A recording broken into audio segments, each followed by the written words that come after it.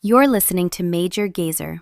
I'm your host, Callie Cross, and tonight we're looking at what the Pentagon's UFO investigator actually found and why the gap between the files and the narrative matters.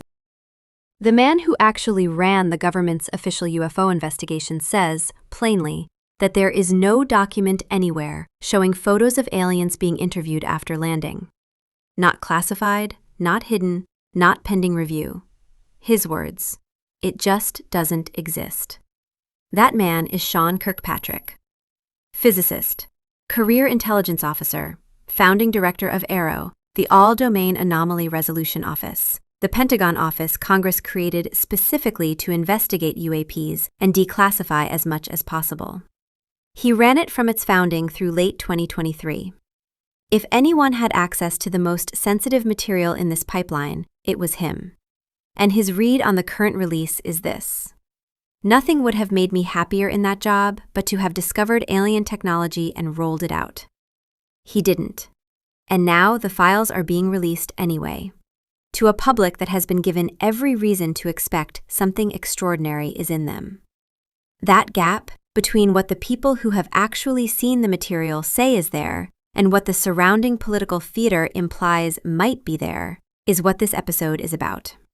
So let's actually walk through what happened, what the documents show, and what is genuinely still unresolved. The starting point is the directive itself. A few months ago, Trump posted on Truth Social, instructing the Secretary of Defense and other agency heads to begin the process of identifying and releasing files on UAPs, UFOs, and extraterrestrial life. The Pentagon began posting declassified documents, photos, and videos shortly after. This was framed publicly as a historic reckoning, long-suppressed files finally seeing daylight. Here is the thing the framing left out. A sitting president can declassify anything unilaterally, with very narrow nuclear exceptions under the Atomic Energy Act. They can do it immediately, by communicating it plainly. What Trump's directive actually said was to begin the process of identifying and releasing. That is legally a different instruction. It preserves the normal interagency review machinery, including classification appeals, redactions, and national security exemptions. Analysis from outlets that track this closely flags the distinction specifically. An actual declassification order would look different and be legally immediate. This one wasn't, which means the most dramatic UFO disclosure in American history is, structurally, a memo asking people to start a meeting about scheduling the meeting. Now, none of that means the released material is worthless. It may not be. We actually don't have a full picture of what the May 8th release contained because one of the primary sources covering it was inaccessible at the time of this research. What we do know is that documents, photos, and videos were posted. We know AARO has spent years pulling this material together, and we know what AARO's own 2024 report concluded after reviewing hundreds of cases. The 2024 report is the most substantive public output the office has produced.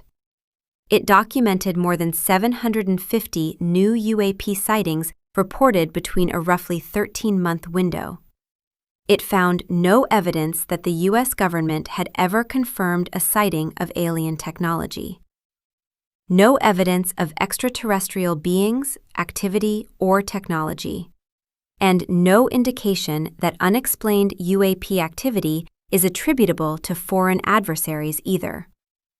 That last part is worth sitting with. Not alien, not adversary. A significant number of incidents remain genuinely unresolved, and AARO is careful to note that unresolved does not mean extraterrestrial. But they haven't been able to close the file on them either. So what are those residual cases? What do the genuinely anomalous ones actually look like?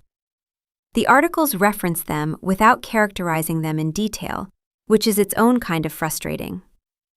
That is one of the open questions I keep coming back to. What the research does give us is Kirkpatrick's explanation for some of the most viral material. Those pill-shaped UAP videos that circulate online, the glowing oblong objects captured on military infrared cameras? Kirkpatrick says those are thermal blooms from jet engines, a known artifact of how modern military infrared cameras capture heat signatures at certain angles and distances. Not anomalous flight, camera physics. Avi Loeb, Harvard theoretical physicist and founder of the Galileo Project, looked at a video aired before Congress purportedly showing a U.S. missile striking an orb off Yemen. The video was framed by a congressman as evidence of anomalous technology surviving a direct hit. Loeb examined the footage and concluded it was a drone. His phrasing was direct. "It's not anomalous, it was just a drone." Federica Bianco, an astronomer at the University of Delaware and a member of NASA's independent UAP study panel, put it this way. As a scientist who has seen the underlying material, she has seen nothing indicating observed phenomena that violate the laws of physics. Neil deGrasse Tyson made a point I find genuinely useful for calibrating this whole conversation. Billions of photos and 1 million hours of video are uploaded to the internet every single day. None of them contain images of actual aliens. In an era of ubiquitous cameras, including military multi-domain sensor platforms, the absence of a single unambiguous image is informative data. Now, this is the part where I want to be careful, because the scientists quoted in this research were not given access to the classified files before commenting. They are speaking from their expertise and from what has been publicly released. Avi Loeb makes a point that I think is scientifically honest. There might be a few incidents out of hundreds that are genuinely anomalous, and that is what he is looking for. The Galileo Project exists because Loeb thinks the question deserves rigorous physical investigation, not dismissal. That is a different position from believing the government is hiding alien bodies. It's a more interesting position, actually. Meanwhile, in the same week the files were being discussed, Lara Trump told a podcast that the president has a prepared speech on extraterrestrial life he is saving for the right time. The White House spokesperson said this was news to her. Representative Anna Paulina Luna, an Air Force veteran who co-chairs the Congressional Task Force on Declassification, sent a letter to Defense Secretary Pete Hegseth demanding dozens of UAP videos identified by whistleblowers, including one labeled simply "Spherical UAP in Clouds." Hegseth's deadline passed. No videos were produced. A senior Navy officer testified before the task force about observing a glowing, tic-tac-shaped object emerge from the ocean off California, link up with 3 similar objects, and accelerate away instantly. That is a single witness account. No additional documentation corroborates it in the material I'm working from. These are the layers. A military imaging artifact. A drone misidentified under pressure. A prepared alien speech whose existence is denied. An unmet deadline for videos that may or may not exist. A first-hand testimony with no corroboration. Each of these lands differently, and the honest answer is that they require different treatments. What keeps pulling me back is Kirkpatrick's specific framing. He ran the office. He saw the classified files. His assessment is that the probability extraterrestrial intelligent life is here is little to none. He also calls the current release a distraction. That is a pointed thing for the founding director of the government's own UAP office to say. The structural problem underneath all of this is one the debrief raises and doesn't fully resolve.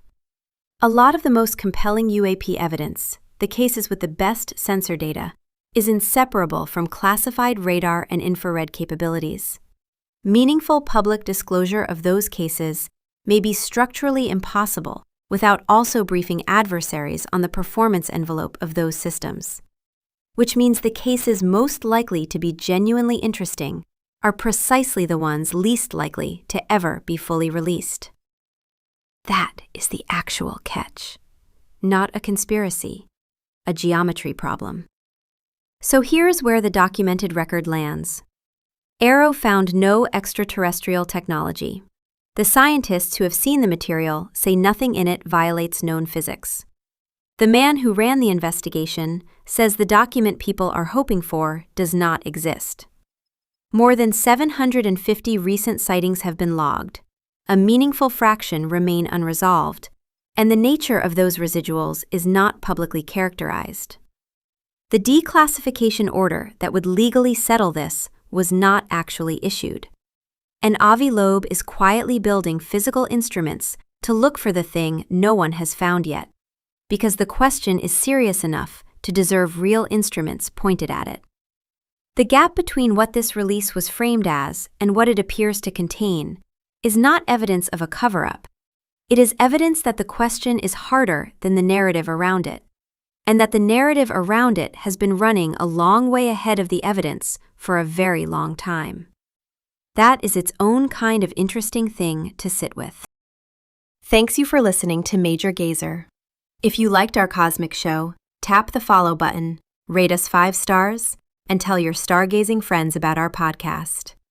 And remember, the truth is out there. Grab news. Thomas.